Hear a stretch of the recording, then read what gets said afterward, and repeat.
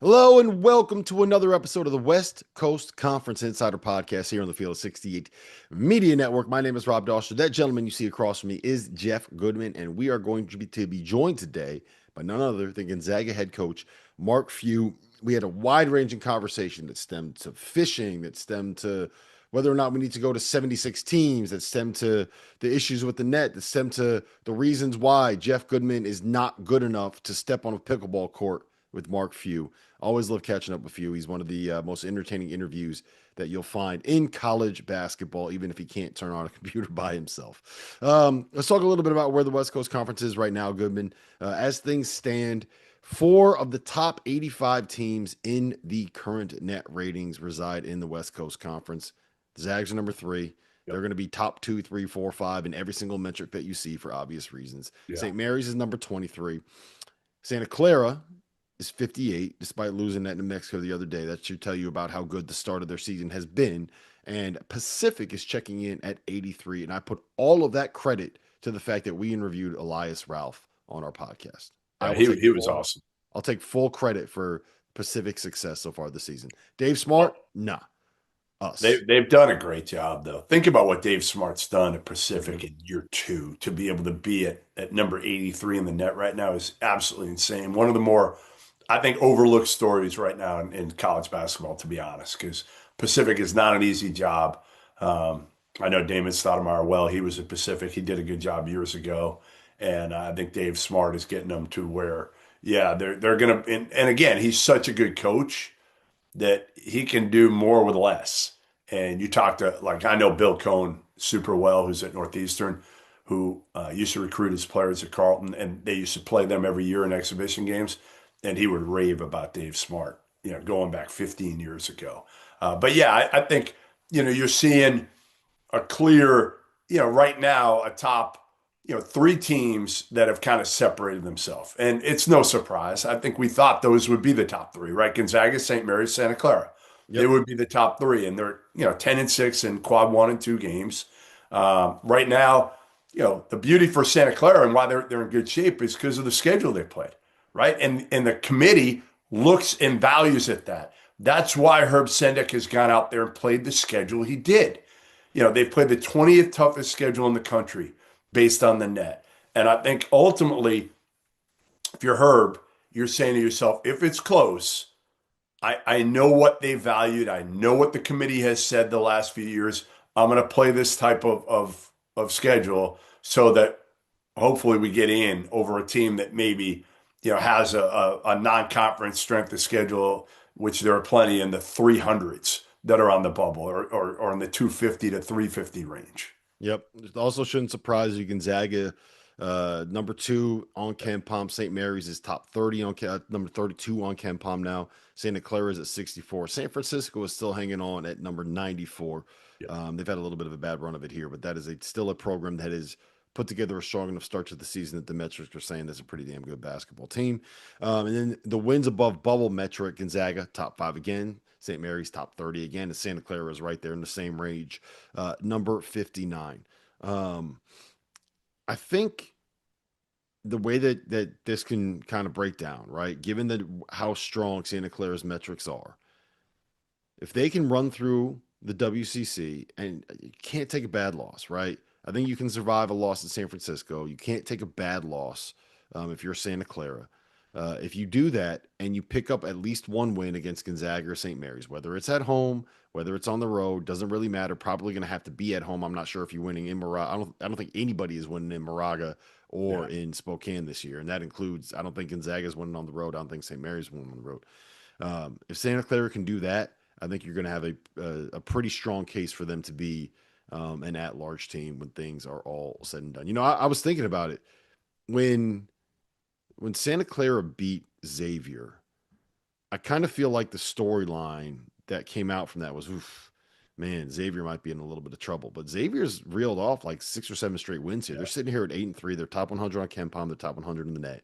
True. McNeese State is still a top 75 team in most metrics. Nevada's been able to turn things around here, and even Minnesota. They started off the year a little bit rough, but they got a home win over Indiana now. So it's not like this Santa Clara team doesn't have anything on their resume currently. And a lot of the success of some of the wins that they have, all of that stuff matters, right? Let's say Xavier ends up uh, kicking into gear in January. The more wins that Xavier gets the rest of the season, the better it's going to look for Santa Clara at the end of the day. And I kind of feel like that's going to be something that happens. Yeah, I think what Herb did here, if you look down the list, he played a lot of those teams that are somewhere in the 50 to 100 range in the net, and that's what you have to do if they'll schedule you. The hard part is if you're Santa Clara, a lot of teams aren't going to schedule you. So, they got one coming up here against North Texas and then Loyola Chicago, who you thought was going to be a good, quality win, but Loyola Chicago has been terrible this year, probably the most disappointing team maybe in the entire country. And then you get into league play. And like you said, you get really the first big test, with the big boys is Gonzaga at Gonzaga on January 8th. Then you get St. Mary's January 17th at home. I Mhm. think that's one that you circle and you say, hey, you know what? We gotta take care of business before that. We can lose to Gonzaga on the road, obviously, but we gotta win that game against the Gales at home. Yep. Um, let's do it, man. Let's get into this interview. Yeah. Gonzaga head coach I could talk to Mark few Few. all day. I will say that there are very few coaches that, when you're talking to, you just lose track of time and you don't care.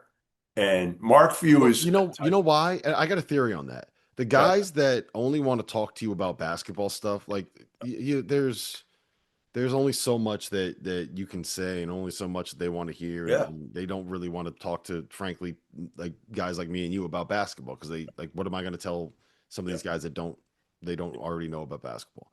But when it comes to just all the other stuff, I feel like if we did a podcast with Mark Few about fishing, yeah. pickleball, Life, and life, life, life. he would 100% rather do that than like talk about basketball. No, I credit him. I say this all the time. I think I've said it to you. Like I credit Mark Few for actually being a better father because we've had so many conversations over the years about life balance and sitting in gyms at the Peach Jam or AU events in the summer, and it's never talking basketball. It's always talking about life and the impact.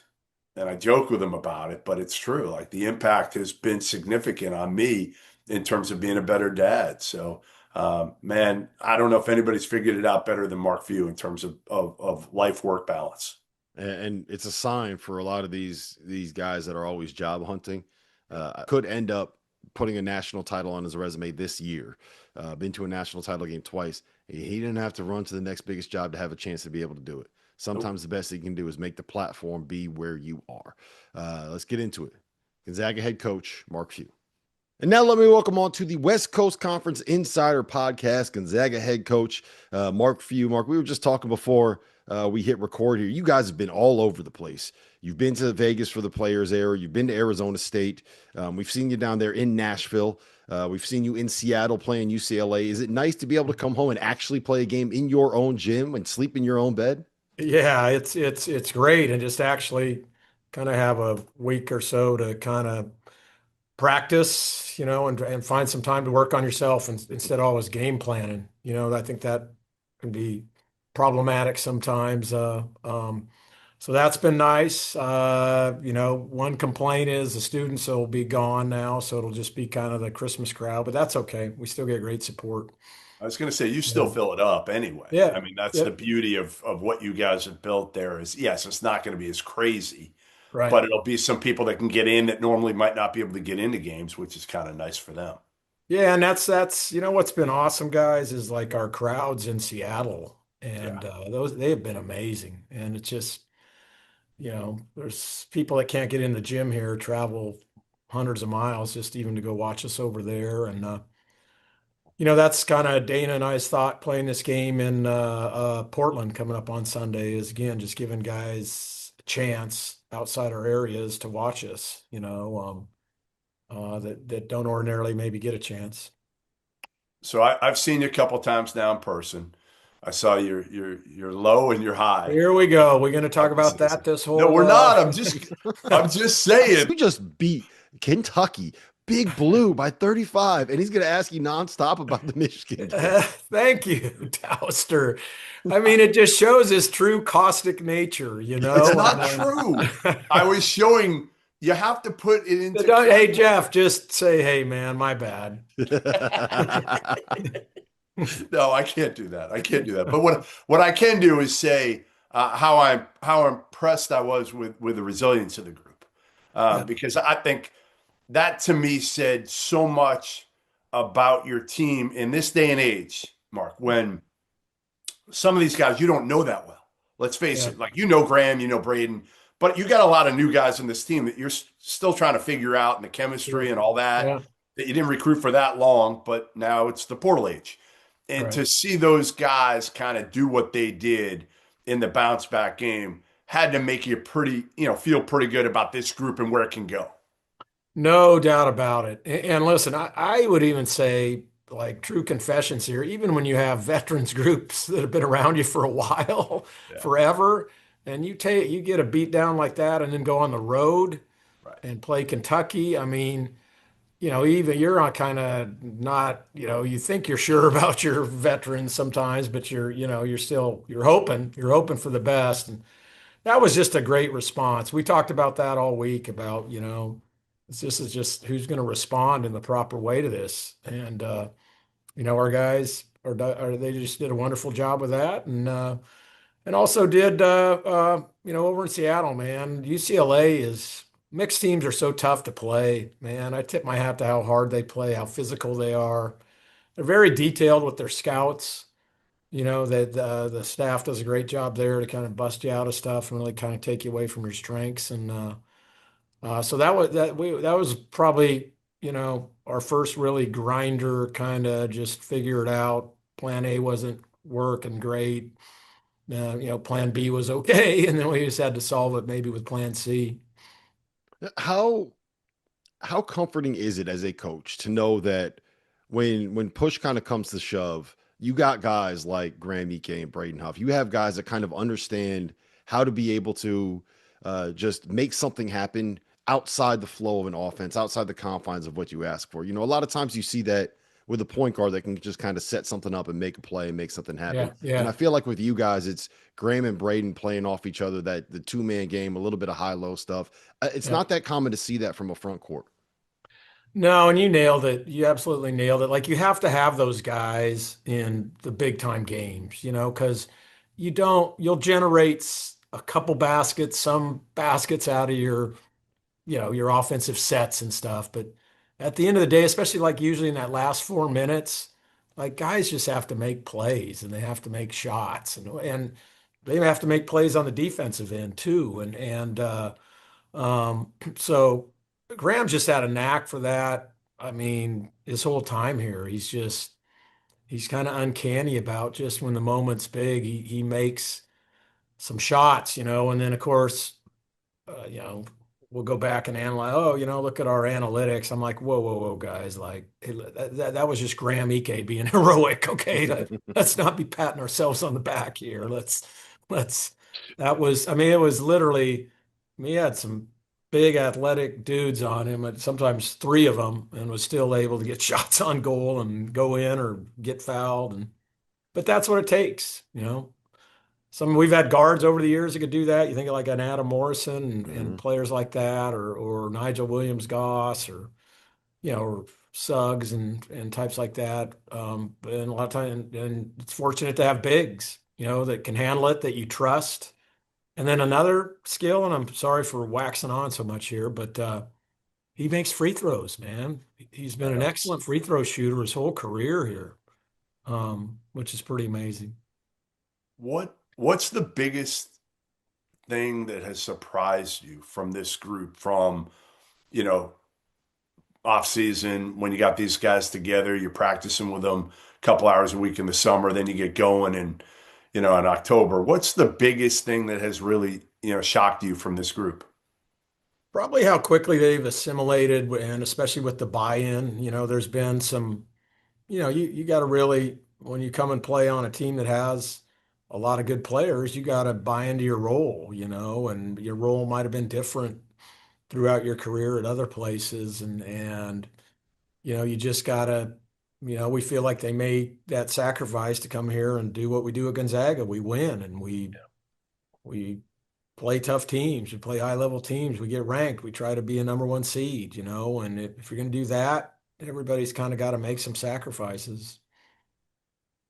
With the process of getting Tyon eligible to play, um, was there ever a point where you were like, I just don't think that we're going to be able to get this done? And once you were kind of able to get it through and get him on the court, what was that moment like with you guys?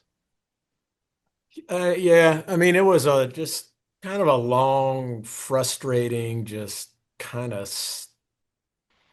I just felt like we were getting stalled out, where most people would give up, because of the, shutdown, delay, delay, delay. And then, oh, yeah, we'll decide on your appeal. No, we're not going to do it. And I always just felt in my heart that if we got it, if it turned down to like where someone would just hear this case about this person and meet this person and hear from him, just kind of a one-to-one basis, that it was the right thing to do. And you just banked, you hoped and prayed that somebody out there would just do the right thing to do. So we hung with it because we felt obligated to, and we felt like he deserved somebody sticking up for him and hanging with it.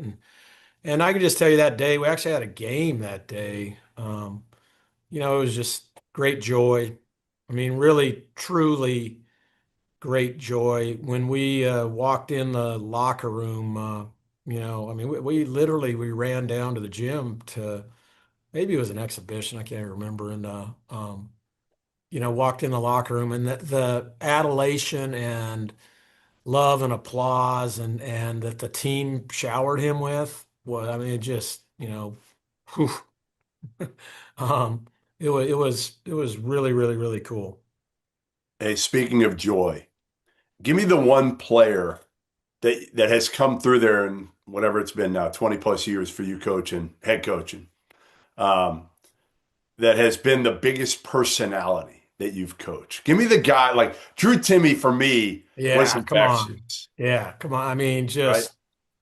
just enormous personality, and just, hard to get on for a long time, because unlike you, he'd be like, "Ah, you're right, coach. Yeah, But you always I said, effed up." but And you always he said would his use the term on practice. he would But use the term on national television, when you're doing an interview. And uh, oh my gosh, just, yeah, just so great to have in your program, so great to have in your locker room, so great. And then I'm just telling you, man, just, well, you want to talk about a warrior delivering, man. That guy just delivered, just time and time and time again, and would talk to the other team at the free throw line. I feel like the other team liked him so much, sometimes they just let him score, and yeah, he certainly had a huge personality. Jalen Suggs had he plays the game with great joy and just phenomenal energy. I mean, you've seen that down at Orlando. I mean, that crowd is almost like a college crowd now, and I think Mhm. kind of Jalen and that whole group and the staff's done a great job with that. But that's him. That's how he plays, and so yeah. With the point guard spot for you guys this year, I've always felt like when you look at Gonzaga teams, the best ones have great point guard play and great five-man play. And I think we know how good your bigs are. And Uh-huh. the point guard spot was one we were like, okay, is it someone going to be able to figure this out here? And it looks like Mario St. Superi has kind of taken over that role. He's passing the ball well. He's being super efficient. He's making some threes. Is he? Were you expecting this level of performance out of him? And what is the ceiling there in terms of what he can be as a player? I mean, I think we were expecting it, maybe not this early. I mean, you could see. I mean, Rob, he played in the ACB, man. That Yeah. ACB is a big time league, and he played a lot, and then he was fortunate, even though he missed time with us this summer, he got to play in the Eurobasket, and he's out there in games against, Giannis, and I think he had 14 or something against Greece. So, um, he's just a guy that has a lot of confidence. He's got this incredible positive spirit that even as a freshman kind of, wafts through our team and energizes us. I think that's really, you know, enabled him to the buy-in from the guys has been great because they just see the passion that he plays with. He shot the ball really, really, really well, which is a big thing for us. I mean, I think he's our best three-point shooter right now on a decent number of attempts, and like I'm just encouraging him to take more and more. He's still growing with his reads and his decisions, on kind of predetermining some stuff, but he's bigger too. We went through a phase with some smaller guards, and he's bigger now. I mean, he's big and thick and can kind of absorb some stuff. And then listen, it's not just all about Mario. Mhm. Braden Smith has given us great minutes. Yep. He really gets us playing a pace that we like to play. He can really attack and spray the ball. And then he also provides good ball pressure out, 60, 70, 80 feet. And that helps us. His team has been able to do a lot of that. But I'm with you. I was a little hesitant this summer, to sign off on just how good we were going to be just because of that spot. You just never know. And listen, man, having Nemharts for 4 years. You were I'm spoiled. just telling you now, you want to talk about, I don't care about whatever drug you're hooked on, the withdrawal from the Nemharts is a tough Yeah, it it's a is. tough bounce back down to reality because they are, as they're shown in the NBA, they are just incredible. Really good. Really good. Give you a pitch for why you should play a regular season game because the way that this is kind of setting up, Arizona and Gonzaga look like the two best teams on the two best programs on the West Coast right now, which means Yeah. eventually there's going to be a year where you guys are the 1 and 2 seed in the West region of the Yep. tournament and you're going to play each other in the Elite Eight. And you don't want that to be the first time. You got to rip the Band-Aid off so you have some experience dealing with it because imagine dealing with that Final Four opportunity on the line playing them. You don't want that. You don't Yeah. want that to be the first time. It's a good theory, Rob. Not going to work. I want to see the two of them play pickleball first, Tommy and Yeah, Phil. don't Tommy and I we get together and play. We partnered up a little bit. We partnered up down in Vegas when he came in for our when we were preparing Team USA. He got to sit in on some of those meetings, so that was cool. I need you, Mark. The most important thing I need you to do is to play Goodman in pickleball and to just knock him down a peg or two because I can't deal with him thinking that he's a good athlete and good at pickleball. Can you Yeah. please just you gotta get some of this undeserved confidence that he has out of him. Those Division I teams that or they were Division II and they rotate up to Division I.